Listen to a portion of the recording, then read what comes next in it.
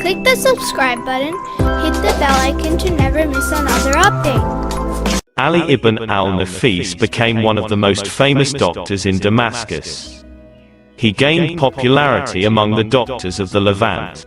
And because the Ayyubid who ruled the Levant and Egypt at that time appreciated science and scientists, they sent the excellent doctor, Ali ibn al-Nafis, to Egypt, along with other doctors, so that they can learn more about the tricks of the trade.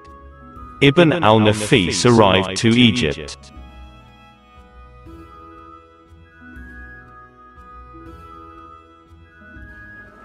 Welcome, delegation of the Levant doctors.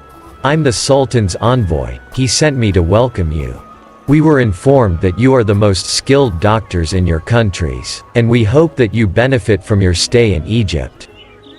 This is Al-Nasiri Baymaristan, which was named after Sultan al-Nasir Salah al-Din who built it. It is one of the best hospitals. You must have heard of it. Of course. I have always dreamt of visiting it, to just explore it. And now, my dream has come true to not only visit it but also work and study in it. This experience will help you a lot. Oh. Pardon me. I was busy welcoming you, and I forgot to ask you to introduce yourselves. What is your name, sir? I'm Ali ibn al-Nafis. Ibn al-Nafis. Is it you? Yes. Your reputation precedes you. Really? As you wished to meet the doctors of Al-Nasiri Baymaristan. They were also eager to meet you. Praise be to Allah. Praise be to Allah.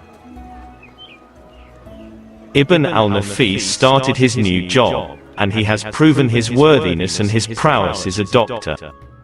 Your Highness, Sultan Baybars, Dr. Ali ibn al-Nafis is by the door.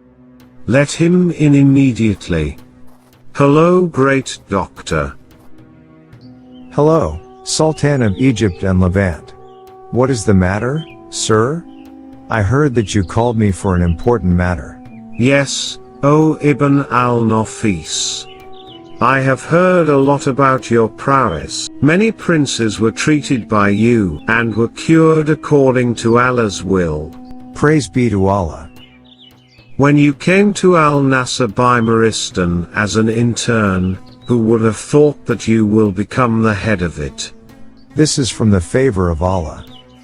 Everyone who visited you, praised you, your skills, your good manners, your knowledge, and your piety. These are qualities that any doctor should have. Allah has entrusted us with people's lives. But, pardon me, Your Highness. How is this related to the reason why you called me here? It is closely related. You have all the qualities that I'm looking for. I decided that you will become my private doctor, Ibn al-Nafis. The Sultan's private doctor? Yes. And who else deserves this position more than you? But, this is a full-time job. What's the problem? I have a lot of work to do. I have studying, authoring, and tutoring to do. Adding to that, my responsibility for managing Al-Nasiri Baymaristan, supervising doctors, and treating patients. I will never hinder you from these duties. It's just that, I need someone who I can trust. And I hope that you will be this one. Your trust is an honor, Your Highness. And I can't refuse your request. Ibn al-Nafis became the most famous doctor in Egypt. This wasn't the end of his journey, as there was a more important phase that he had to go through. In spite of Ibn al-Nafis's interest in medical profession and superiority at it, he didn't forget his love for theology, the first thing that he learned and excelled in his childhood. That's the end of today's fiqh lesson, and tomorrow, inshallah, we will continue. May I ask a question, sir? Go ahead. You are a famous doctor, and a doctor's job takes up much time. So, how can you have the time, or the ability to give lessons in fiqh or any other religious science, And even write books in fiqh as well as in medicine? This is an important question, especially that I heard that you are planning to write an encyclopedia in medicine of 300 parts. There is no difference between the two sciences, my sons. How? If medicine is a science of healing the body, then the science of religion is the science of healing the soul. In addition, Allah the Glorified and the Exalted has given me the ability of rapid writing. I have so many ideas, that's why I wrote plenty of books in each science that I was able to master. Praise be to Allah. And now, pardon me, it's time to write. And there's a lot to write. Ibn Al-Nafis was indeed a fast writer. Whenever he wanted to write, he would put a set of sharpened pencils in front of him, then he would start to write swiftly. When the pencil that he is writing with becomes blunt, he would drop it and take another pencil, so that he won't waste any time in sharpening the blunt pencil. The peak of Ibn Al-Nafis's life has come, as a doctor who believes that protecting people's lives is his first and most important duty.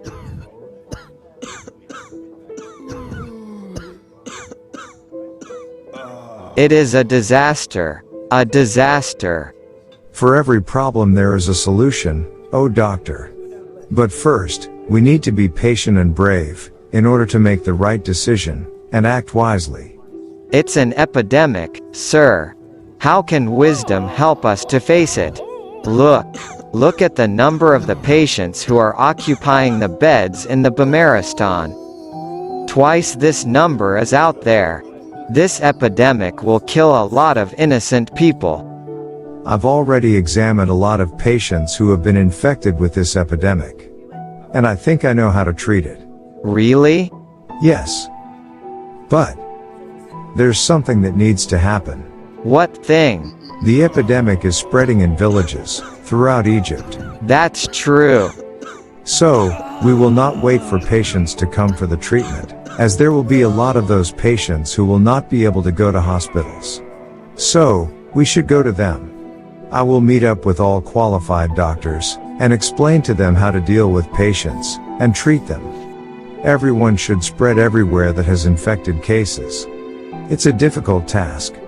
But we must rise to the occasion. We will start immediately.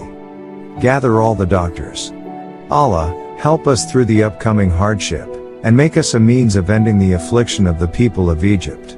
Ibn Al-Nafis did everything he could to face this epidemic.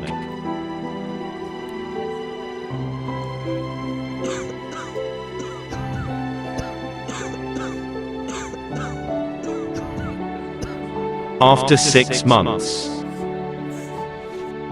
Praise be to Allah.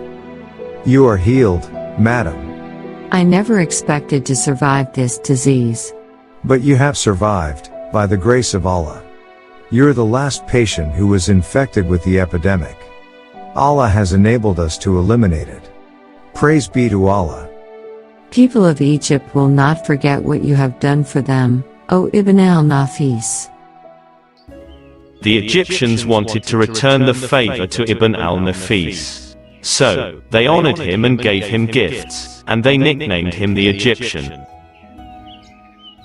Where is Dr. Ali Ibn Al-Nafis? There he is! Sir, Ibn Al-Nafis? What is the matter? You don't seem to remember me. On the contrary, I remember you very well. You were the first to receive us when we arrived from Damascus. That's true.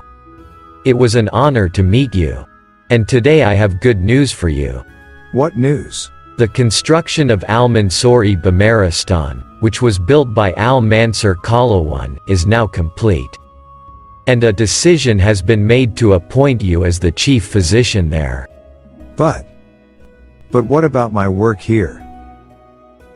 I'm following up the health condition of many patients.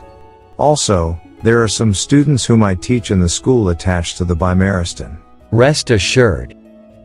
You will continue teaching, sir. As for the patients, you can temporarily follow their conditions until Allah heals them. It seems that you leave me no room for rejection. I accept the responsibility. Ibn Al-Nafis came up with important theories, and he left his mark on medicine, as he was the discoverer of the blood circulation in the body. Blood is purified by the two lungs, to keep us alive and to give the body the ability to function. Blood is ejected from the right ventricle to both lungs, where it carries air, then it goes to the left ventricle. When European doctors quoted his discovery in subsequent eras, it helped him to develop medicine. Instead of departing this life in the prime of his life, as doctors predicted, Allah decreed him to live until the age of 80. When he suffered from a severe illness at the end of his life, some doctors recommended that he should be medicated with alcohol. But he rejected, saying, "I refuse to meet Allah with some alcohol in my abdomen." Ibn Al-Nafis died after he had finished writing 80 parts of his huge encyclopedia, and many other writings. May Allah have mercy on the soul of scientist, doctor, jurisprudent, and great author Ali ibn al-Nafis.